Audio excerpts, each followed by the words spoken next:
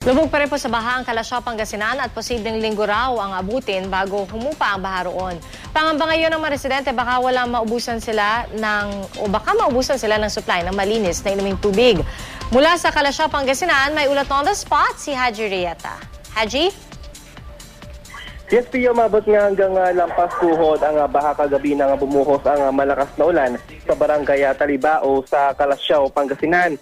At dahil katabi lang ang ilog at nagdala pa ito ng putik.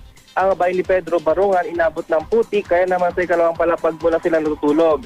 Ang mga gamit nga nila na nasa taas din na bahagi ng kanilang bahay. At linggo raw ang abutin na bago nga humupa ang baha.